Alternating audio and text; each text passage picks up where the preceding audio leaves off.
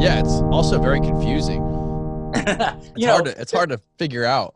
yeah, I never wanted to write about Bitcoin. And it's interesting. And had it not been the Winklevoss twins, I never would have. You know, over the years, people have pitched me stories about Bitcoin. You should write about Bitcoin. I was like, I'm not interested in that. The word blockchain is like the worst word ever invented. It's like math. It's horrible. But then you see these two giant twins, billionaires out of the blue, and they were the bad guys in the social network. Well, suddenly you've got a great story. And that's the whole reason I ended up writing it. And are those guys still in Silicon Valley? Didn't No, they're New York based. They're based in New York. So after no one would take their money in Silicon Valley, they headed back to New York, which is where they're from originally. Mhm. And you know, they're from Connecticut, but their father was part of Wall Street, and that's where he made his money. So they ended up being, you know, a part of that whole thing. And so their offices are in New York City, and they're doing very well. They have tons of employees, and they're worth many billions of dollars. What did you say the company was called again? Gemini. Gemini. And Yeah. didn't Zuckerberg try to make another company that So competes with it? it's really funny. The Winklevoss twins launched Gemini, and then a couple of years later, I guess a year ago, Zuckerberg announces that he's going to launch his own cryptocurrency, and he's calling it Libra. And so, to me, it seems like way too much of a coincidence that the twins would have Gemini, and Zuckerberg would have Libra. And so I envision that as much as the Winklevoss twins wake up every morning with their hatred of Zuckerberg, Zuckerberg wakes up every morning with his hatred of the Winklevoss twins. I feel like there's this connection of anger between them that is never going away. Libra ended up not happening yet. We'll see what happens with that. I think Facebook is not trustworthy. People don't trust it enough to have it hold our money. You know, it's already got our data and our photos and our lives. Do we really want them to be our wallet? And I think people got very nervous about that. Yeah, definitely. And did you guys make the movie for Bitcoin Billionaires? So Bitcoin Billionaires is going to be a movie. It's basically it's set up. Greg Silverman, who used to run Warner's, is producing it, and it's going to be really, really cool. You know, Hollywood is frozen right now, so when things reopen, I think we'll get moving on it. But we have, you know, set up the movie. Yes. This brings me to the most fascinating topic that I want to talk about with you, which is aliens and UFOs. I love UFOs. Can we talk about that stuff? Of course. Your book's called The 37th Parallel. What is the 37th parallel? Can you explain what the significance of that is? Yes, the 37th parallel is. Let me go back a little bit, okay? The reason I got into the story about UFOs, and I'm from a family of scientists. My dad is a scientist. My brothers are both scientists. I never really believed in UFOs. I'm as skeptical as one can be. I got a call from a Hollywood producer who said, there's this guy in Colorado. He's a sheriff. His name is Chuck Zukowski. And he was just fired from his job because he'd gone to investigate a cattle mutilation. So cattle mutilations is this really strange phenomenon. Happens all over the Midwest, where cows are found lying on their left side, missing their organs. Usually they have cuts on them that are circular, that look like they were cut by a laser. The cows are completely drained of blood. There's no footsteps. There's no, footprints. There's no evidence. And this is a phenomenon that goes all the way back to the 50s. It was such a big deal in the 70s. So many cows were being found like this that 3 governors got together and demanded an investigation. There was an investigation by 100 FBI agents, and they found nothing, not a single shred of evidence. So Chuck Zukowski was a cop. He was a sheriff's deputy investigating one of these weird cattle mutilations. He was looking at this cow, and he started to think UFOs. So he went to the police station, and he said, he started to say, I think this is related to UFOs, which sounds crazy, right? He was immediately fired. And he became obsessed with the idea of UFOs. And he started studying all of these UFO sightings. And he put them all down on a graph. And he discovered that the majority of UFO sightings occur along the 37th parallel of the United States, which is a line that runs across the United States, a longitudinal line. Mm-hmm. He also discovered that almost all cattle mutilations are along the 37th parallel.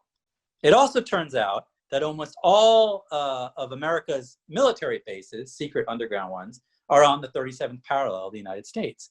from Cheyenne Valley all the way across to It's White Sands, also, the Pentagon. I think It's also where, I think historically that's also where a lot of nuclear testing has been done, right? a lot of nuclear testing has been done along there. It also turns out there's somewhat an underground cavern system around there. There's lots of strangeness around the 37th parallel.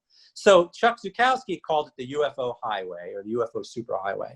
I went out and started hanging out with him to write this book, 37th Parallel. In the process of writing it, what I discovered was that there's a lot of weirdness going on in the world of UFOs. Not the people who know about UFOs, who are usually pretty weird, but the US government has been studying UFOs for a long time. And this just recently came out. So it turns out what I wrote in the 37th Parallel many years ago is now actually coming out in the New York Times. But the US government never stopped investigating UFOs. They pretended to stop after Project Bluebell in the 1950s, after Roswell and that whole story. But what happened is they ended up outsourcing it to a company called Bigelow Aeronautics, a guy named Robert Bigelow, and this is all true. He's a billionaire who lives out in Nevada, who runs a major aerospace company that has deals with NASA. They make the inflatable gaskets that are used by the International Space Station. Well, it turns out Robert Bigelow has been studying UFOs for many, many years in conjunction with the US government. And in fact, if you look at an FAA manual of what US pilots are supposed to do if they see a UFO or something they can't understand, they don't report it to their airline because they would be fired. They don't report it to the US government because the government is not officially investigating UFOs. They report it to Robert Bigelow. This is right in the FAA manual. And so it's this really weird situation where a private billionaire who makes things for spacecraft has been secretly and privately investigating UFOs for 30 to 40 years. Now, Yeah. Sorry. I just wanted to go a little bit more on Bigelow. Where did he come from? Where did he get his money? And how did he start? Bigelow was a kid in Nevada who had begun to believe in UFOs when he was a little kid. And his mom he was in a car with his mom, and there was some weird sighting on the road.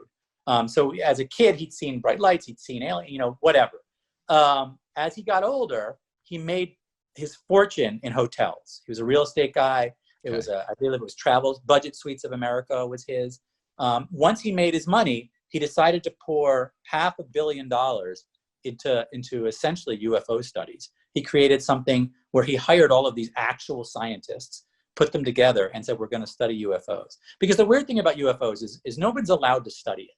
If a real scientist starts to look into it, everyone calls him crazy.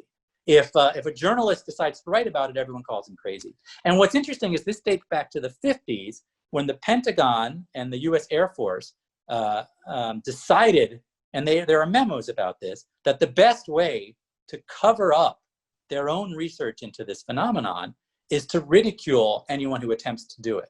So back then, when there was a conference about UFOs, the US Air Force would actually send someone to the conference to essentially make it a big joke and to mock it, to get up on there. So or these are little green men. Yeah. That whole thing was a double speak mission to make it hard to investigate. Because they were actually investigating it for a different reason. They believed it was the Russians. So the US government back in the 50s believed that Roswell was the Russians. They believed that any of these sightings you saw was black ops, either by their own division or by Russian spies. And so they had reason to cover this up that had nothing to do with aliens. But that carried forward. And so every time a Navy pilot sees something, it immediately gets covered up. Not because they are hiding aliens from us, but because it dates back to the 50s when we were hiding Russians from us. And so it's an interesting phenomenon. And so very recently, the Pentagon is now releasing these files saying that there are things we don't understand, that there might be vehicles that we're now saying are not necessarily of this earth. That's really weird. But if you read 37th Parallel, I get much more into detail into all of this, and it's quite fascinating. Yeah, it is. It's super fun. It's a super fun subject, and it's a crazy subject just because that there's. I'm sorry, I'm gonna move rooms. Is that okay for a second? Yeah, absolutely. Yeah. No, what I was gonna say was it's such a fun subject, and it's such a weird subject to navigate just because there are so many crazy people that are super into UFOs and studying and looking into aliens, and so many of them are full of shit. It's hard to sift through all of these people. And yeah, I mean, that's the interesting thing, is that so 99% of UFO sightings are not UFOs. 99% is a, you know, a flare, a drone, some sort of military thing, or nothing at all. And there's a lot of people who see something and their entire life changes, and they go down this route because it's easy to go down. You know, we want to believe. We want to believe in conspiracy so badly. Everybody wants to believe it. You can see it happening today all the time with what's going on with COVID. Conspiracies are our bread and butter. Our minds are made to look for these patterns, right? That's how we got out of the jungle in the first place.